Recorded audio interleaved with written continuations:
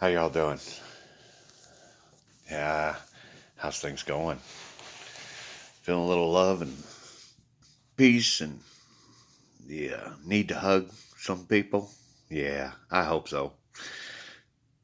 You know, there's a lot about my brother that he just won't let me tell or know. And one of the things he's always told me is that that's between me and him. And when I get up there on the top side, he gets to show me what his walk was and exactly the real story. And turns out a lot of people, that's the first thing they do. They want to sit down with him and see what happened, really. Come on, show me. And so that's him and I moment that we will have, or we already have. Not sure about that part. I think we already have, but this avatar hasn't. This avatar's in the now right here is totally sucky. Anyway, but there is a part that he's put on me and told me to tell you guys about, and it was the real story about him being turned over to the Romans. Turns out Judas was only doing what God wanted him to do, and the he had some free will in it, which did not make the Father happy, but in reality, he does get us to do what he wants us to when it's really important. And Jesus had walked many, many of years, one step ahead of everybody, because he had his mission, and the Father always kept him ahead of everybody. Because, they actually wanted to put Stream up on the cross a long time ago, before this time. They wanted that. They wanted, the Pharisees. Oh, they just were so mad that he was talking the Word of God. It just made them look like fools again and again and again and again and again. But as he walked into that encampment, though, he knew that he had to do this, but he had no idea what the other side was. And it's because God prepared him for what he was actually going to have to face. And it was better not knowing. And so he taught and preached all the way to the very end. And that was when God forsake him and had to let him go. And so he truly walked 3 days of terror. And people should never forget that. Because God had to do that. And he'll never forget those that did that to him. Even if they didn't get into heaven.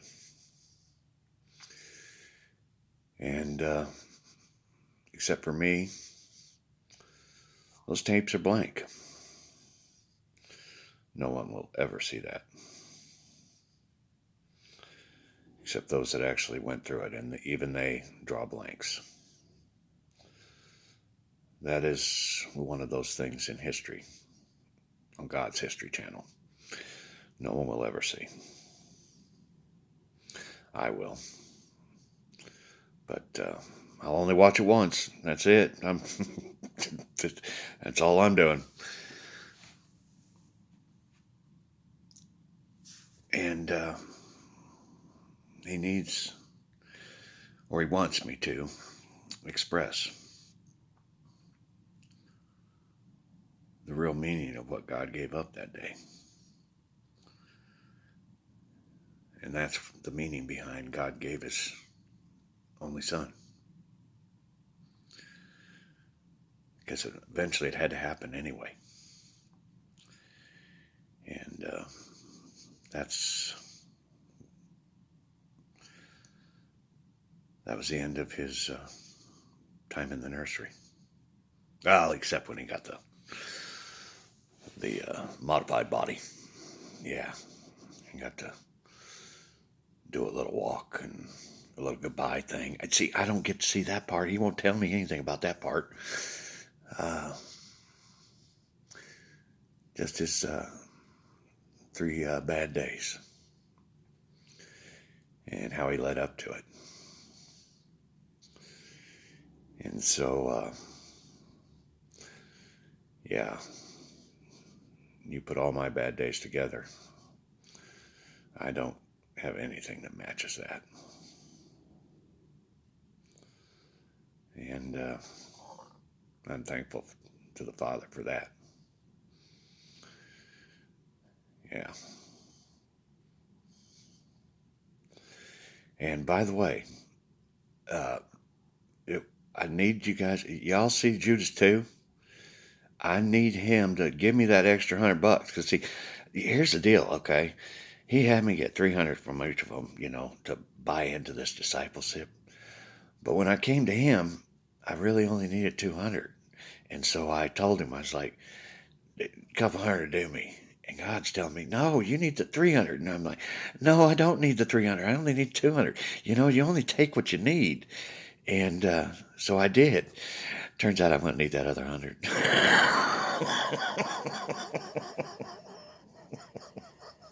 So just pass the word on to him, let him know. Yeah, he's still got to buy in. He says otherwise God will give him a hell of an indigestion problem.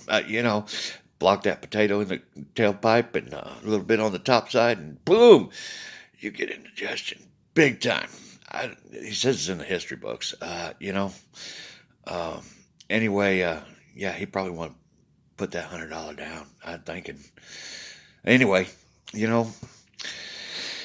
is what it is, Vern, and God did give a lot on those days. And now you understand what he really did give and the meaning of God gave his only son. And he just wanted to clear that one up, guys, just so you knew. It's something that never, ever should happen to a parent. And it did. So, it is what it is, and it is what it was. And, it is about that comfort of balancing your past and your future. See, I have to struggle with that one. Because seeing the past, boy, it can overwhelm you. Oh, it can overwhelm you with what's gone down. I mean, I'll tell you what, my personal past, those times in the psych wards where I had sat and it was brutal. It was a brutal time. I don't know if y'all have figured it out, but I am not a hospital kind of guy. Everybody's like, shit, it's just a hospital. What the hell? Dude, I am not a hospital guy. I just do not like them. I do not like them, Sam. I am. No, it's same thing. Those little wristbands, when you kind of put that damn wristband on, and they knew that too. They pretty much let me fly, put it in my pocket because, there's something about being strapped up with cuffs. My past, it just gives me a phobe. I'll tell you what. There's a time back when I was getting transferred to the psych ward in the prison. Boy, they strap you up. Man, you got it on your ankles, then you got a chain up to your waist, and you got a waist belt, and your arms are held into it. I mean, friggin' hell, you can't move for shit. I kind of got a phobia after that. Yeah. And then you're sitting in a car or a van for hours in that like that. I remember I get in there and first thing they do is take your blood pressure and check you real quick. And she says, your blood pressure's really high. I'm like, hell yes, I've just been strapped up from hell. Heard it across the friggin' Texas.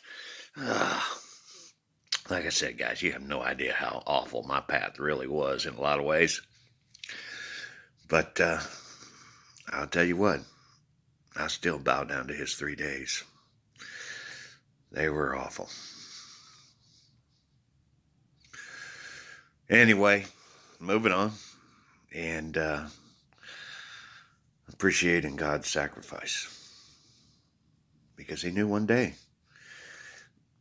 he'd be able to get his children to understand it's about being a good person. So this is a glorious time for God, not a sad time. This is a happy time for mankind altogether. This is the end of all that bad stuff. And happiness and joy and children living happily with a whole lot easier walks.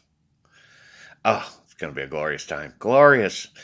See, that's it. You turn that truck and just keep staring forward. Because you know what? We really don't want to look at that back. That back is nothing but misery. We're looking at that beautiful stuff up front. Keep your eyes on that horizon of peace. That's what we're after, guys. That's what's coming. That's where we keep our focus. And our feet. Keep an eye on your feet. Don't want to trip. All right? Anyway, I guess I got some things to talk to him about, and I don't know when I'm coming back. I will get my paycheck, and I got a couple things I got to do too, and I get a shower. You know, busy. That's the best thing for me. So I'll be back. I can promise you that. And we'll talk some more. Have you hugged a fireman lately? Go ahead, do it. Do it, guys. Those guys are the best. They are the ones that come out and peel your ass out of those cars. You know that, right? They really are. They don't like doing it either. It's kind of gross. Dumbass. Yeah. Yeah, sometimes it's an accident. But, past. It's the past. Anyway, we're moving on, and I'll be back. All right.